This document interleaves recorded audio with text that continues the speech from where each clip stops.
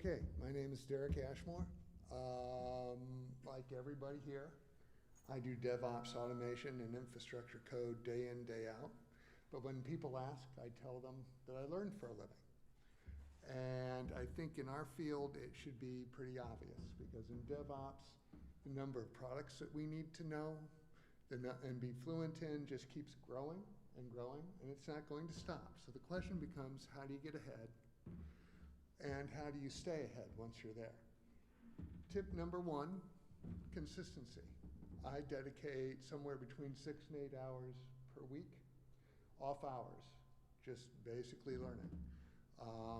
Consistency is more important than anything else. How do I make choices? I'm data-driven, all right? Most people go purely by intuition. My experience, maybe yours is different, is that intuition is error-prone. So my choices need to be validated by data. The first place I head for is Google Trends. Search interest isn't perfect, but it's a reasonable proxy for market interest, and it shows you data over time. And one of the things I look at is I look at the rate of change. I don't care what's popular today. I care whether that curve is going up or going down. I don't want to invest my time in projects and technologies that are going away. Tybee is a good additional source for programming languages.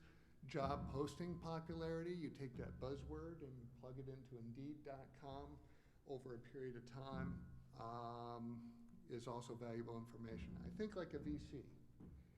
Everything that I invest time in doesn't pay back, but I get a good percentage of stuff that does have a payback. And I think like a poker player. Don't push those 7-2 offsuits, all right? Basically, time is your scarce resource. If you've chosen a technology that's not panning out, get out. The other thing I do is I time box my choices. Basically, at one point, I was choosing between spending time in Golang or Rust, and I ended up with Golang, but the reality is I could pick up Rust and go with it if the market changes.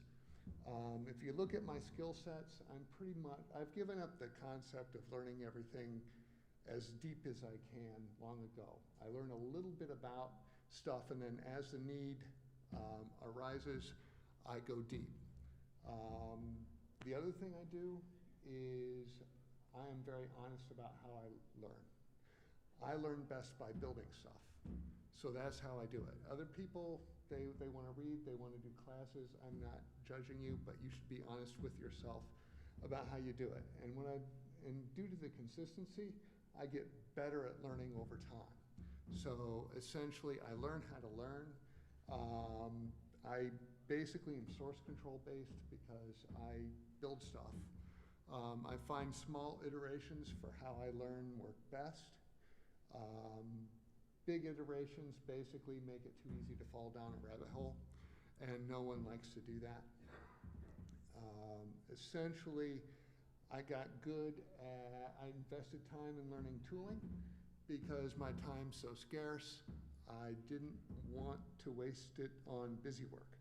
So I got a little bit adept at GitHub Actions early on, so I can do that. Another big decision is when to stop investing in a technology. Technologies are hookups, they're not marriages. All technologies go through a life cycle, and they all have an end. And when it's time to go, it's time to go. And what I see on the job is that when I run into new things on the job, less is truly new to me. And since I know how to learn, basically I can pick up anything I don't know very, very quickly. If you don't pick up anything else out of my 5 minutes, consistency is the number one thing you can do, and grade your choices by empirical, objective data at some point, at some sort. And remember the VC, and diversify your choices, and the poker player, don't push the bad hands. All right? That screen went by too quickly. Okay. I've thrown a lot at you. Please catch me, tag me. I'll be around if you have questions. Thanks for listening.